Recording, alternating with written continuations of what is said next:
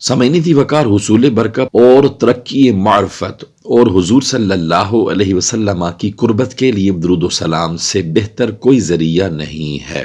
یقیناً سرکار مدینہ صلی اللہ علیہ وسلم پر درود و سلام بھیجنے کے بے شمار فضائل و برکات ہیں، ان کو احاطہ بیان میں لانا ممکن نہیں۔ درود شریف کے فضائل میں بے شمار کتب تصنیف کی جا چکی ہیں، اس کے فضائل و ثمرات اکثر مبلغین بیان کرتے رہتے ہیں۔ قلم کی روشنائی تو ختم ہو سکتی ہے، بیان کے الفاظ بھی ختم ہو سکتے ہیں، مگر فضائل درود و سلام بر خیر الانام صلی اللہ علیہ وسلم کا احاطہ نہیں ہو سکتا۔ دن ہو یا رات، ہمیں اپنے محسن و غمگسار آقا صلی اللہ علیہ وسلم پر درود و سلام کے پھول نچھاور کرتے ہی رہنا چاہیے، اس میں کوتاہی نہیں کرنی چاہیے۔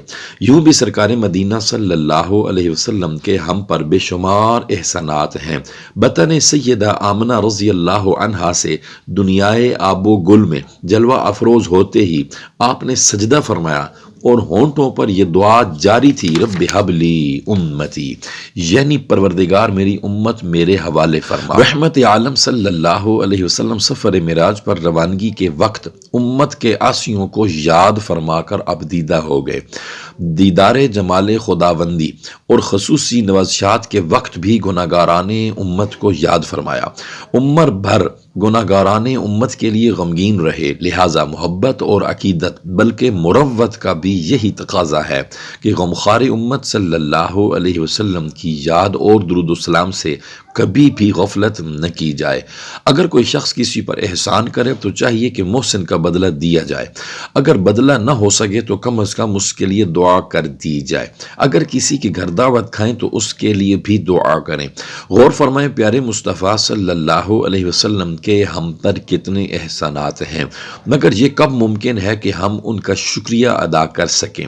بس اتنا ہی کریں کہ ان پر درود و سلام کے تحفے بھیجا کریں، یعنی آپ صلی اللہ علیہ وسلم کے حق میں دعائیں رحمت کیا کریں، جیسے فقراء اور سخی اور داتا کو دعائیں دیتے ہیں۔ لطف کی بات یہ ہے کہ اللہ عز و جل نے قرآن کریم میں کافی احکامات صادر فرمائے، مثلا نماز، روزہ، حج وغیرہ وغیرہ، مگر کسی جگہ یہ ارشاد نہیں فرمایا کہ یہ کام بھی ہم بھی کرتے ہیں، ہمارے فرشتے بھی کرتے ہیں اور ایمان والوں تم بھی کیا کرو۔ صرف درود شریف کے لیے ہی ایسا فرمایا گیا ہے۔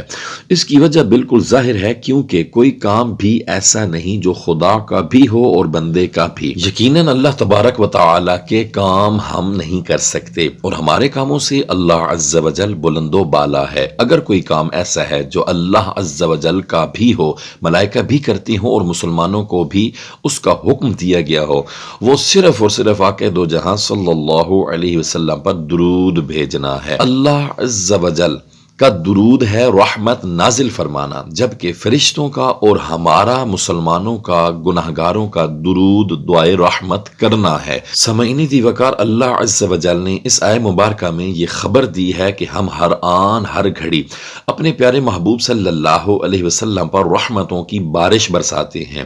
یہاں ایک سوال پیدا ہوتا ہے، جب اللہ عز و جل خود ہی رحمتیں نازل فرما رہا ہے تو ہمیں درود شریف پڑھنے یعنی رحمت کے لیے دعا مانگنے کا کیوں حکم دیا جا رہا ہے؟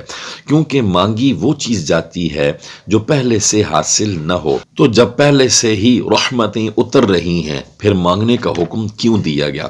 اس کا جواب یہ ہے کہ کوئی سوالی کسی دروازے پر مانگنے جاتا ہے تو گھر والوں کے مال اور اولاد کے حق میں دعائیں مانگتا ہوا جاتا ہے، سخی کے بچے زندہ رہیں، مال سلامت رہے، گھر آباد رہے وغیرہ وغیرہ۔ جب یہ دعائیں مالک مکان سنتا ہے تو سمجھ جاتا ہے کہ یہ بڑا مہذب سوالی ہے، بھیک مانگنا چاہتا ہے مگر ہمارے بچوں کی خیر مانگ رہا ہے۔ خوش ہو کر کچھ نہ کچھ جھولی میں سوالی کا سوال سننے والا مالک مکان کچھ نہ کچھ اس کی جھولی میں ڈال دیتا ہے۔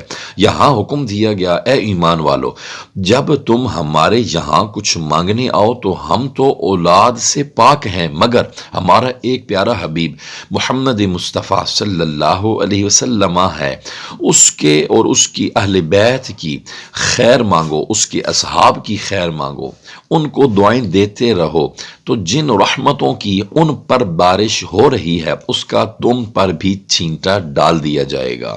درود شریف پڑھنا دراصل اپنے پروردگار پروردگار کی برگاہ سے مانگنے کی ایک اعلیٰ ترکیب ہے۔ ہرگز ہرگز یہ گمان بھی نہ کرنا کہ ہمارے محبوب پر ہماری رحمتیں تمہارے مانگنے پر موقوف ہیں اور ہمارے محبوب تمہارے درود و سلام کے محتاج ہیں۔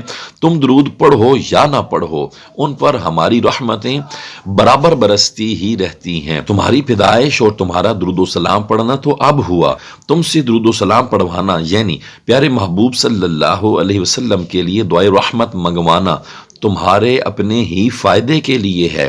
تم درود و سلام پڑھو گے تو اس میں تمہیں کثیر اجر و ثواب ملے گا۔ زیادہ سے زیادہ باوضو حالت میں ادب کے ساتھ درود و سلام کی کثرت کیجیے۔ حضور علیہ السلام آپ سے خوش ہوں گے اور آپ کی بخشش کے، رحمت کے، مغفرت کے اسباب پیدا ہو جائیں گے۔